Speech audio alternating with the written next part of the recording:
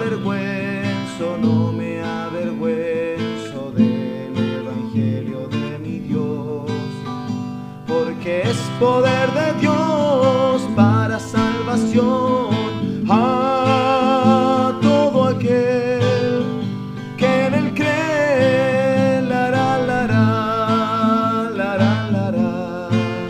Yo vengo a ofrecerte lo que Dios ha dado, mi amigo, su palabra. Y la palabra de Dios es buena. La palabra de Dios te puede hacer libre de tus pecados, te puede dar salvación y vida eterna. Por eso, mi amigo, es necesario que usted esté atento a la palabra de Dios. Si usted no quiere escuchar la palabra de Dios, usted es libre de irse, mi amigo, puede irse. Pero si recuerda una cosa, que Dios tiene misericordia y amor por ti y no quiere que te pierdas. ¿Cómo me arrepiento? Le voy al cura. No. Usted no tiene que ir a un cura, un sacerdote para que se arrepienta, mi amigo. Usted tiene que oír la palabra de Dios y creer lo que Dios dice. Mira, Dios dice en su palabra muy claramente esto, escucha. Mira, Jesucristo cuando empezó a predicar, lo primero que dijo fue esto: el tiempo se ha cumplido, el reino de Dios se ha acercado. Arrepiéntanse y crean el Evangelio. Mira, eso es lo que Cristo predicó. El tiempo se ha cumplido. Dios, en toda la palabra de Dios, la historia, había establecido que un día iba a venir su Hijo, su Mesías, su Cristo, su Salvador, el heredero de todas las cosas. Él había establecido en toda la Escritura, en el Antiguo Testamento, que llegaría el día donde su Hijo iba a venir a la tierra. Hace 2000 años nació su Hijo, de una virgen. Su nombre, Jesús. ¿Qué significa Jesús? Salvador. Porque Él venía a salvar. Ahora, ¿por qué? Mucha gente piensa que Jesús vino a salvarlo de su pobreza. Vino a salvarle porque el hombre es muy infeliz. Es verdad, la pobreza, la enfermedad, la infelicidad es un problema del hombre. Pero el principal problema del hombre es su pecado. El hombre tiene un problema que se llama pecado. Por la causa del pecado los hombres mueren. Por la causa del pecado los hombres sufren. Por la causa del pecado los hombres están perdiendo su vida. Por causa del pecado el hombre está viviendo una vida miserable. Entonces Cristo vino a salvar a los hombres de su pecado. De su pecado.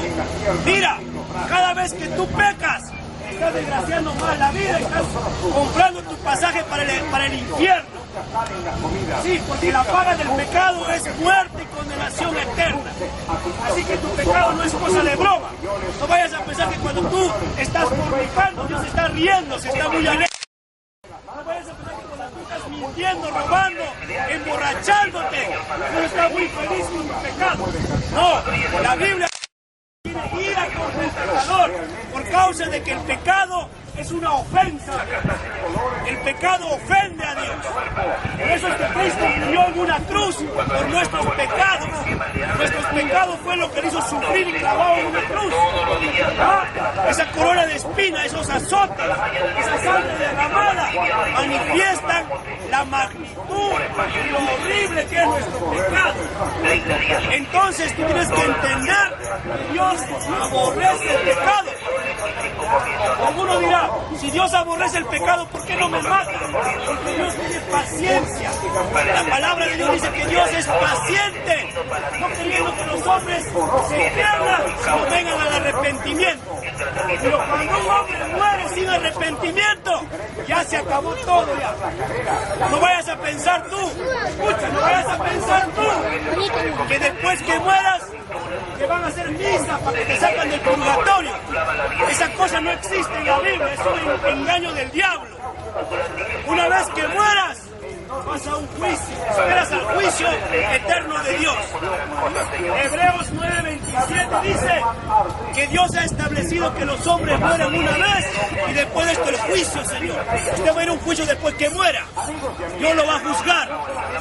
Pero como no se quiere arrepentir, va a ser condenado. Así que arrepiéntase. Tiene que arrepentirse. La gente piensa que es broma. La gente piensa que es chiste. La gente piensa que todo esto es la historia un cuento. No, el infierno es real.